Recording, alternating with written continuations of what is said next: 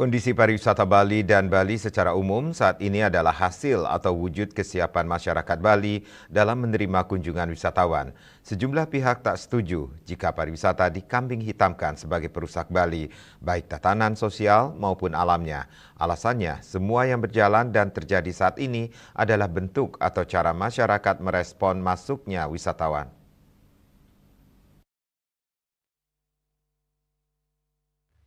Sementara penelitian dari Pusat Unggulan Pariwisata Universitas Udayana Imade Sarjana mengatakan perlu penyiapan mental masyarakat Bali melalui penguatan budaya Bali dalam menerima kunjungan wisatawan dan mengelola pariwisata.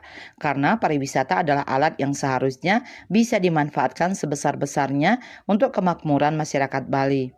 Hal terpenting adalah bagaimana masyarakat menggunakan alat ini agar berdaya guna dan memberi efek positif bagi dirinya dan lingkungannya, demikian ungkap Sarjana yang juga dosen agrowisata dan sosiologi pariwisata UNUD ini. Dalam sosiologi ada istilah FOMO, Fear of Missing Out, takut ketinggalan. Itu yang terjadi di masyarakat, karena bayangan masyarakat tentang pariwisata adalah menghasilkan keuntungan yang besar. Jika dulu pelaku pariwisata masih sedikit, sedangkan sekarang orang berlomba-lomba ingin terjun ke dunia pariwisata sehingga persaingannya sangat tinggi.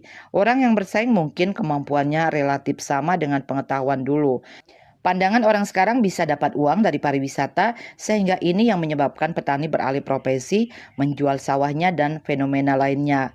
Pemahaman atau literasi pariwisata sebagai industri jasa masih minim, yang juga menjadi penyebab banyak pihak mencari penghidupan di Bali ingin instan tanpa menyadari pentingnya konsep pelayanan jasa di pulau pariwisata. Seperti ada unsur pemaksaan kepada customer yang dilakukan pelaku usaha jasa transportasi. Kemacetan yang terjadi juga tak lepas dari kesabaran pengendara yang ingin serba cepat. Sehingga rasa tenggang rasa saling menghormati di jalan raya memudar demi menjadi pemenang dalam persaingan ekonomi. Sebenarnya mentalitas warga Bali ataupun teman-teman yang memang mengais rezeki di Bali perlu dikuatkan. Menurutnya, bukan pariwisata yang merusak Bali, tapi cara Bali menghadapi persoalan dan persaingan. Itu yang harus dibenahi dan disadarkan, karena bagaimanapun juga pariwisata harus membuat semua orang nyaman.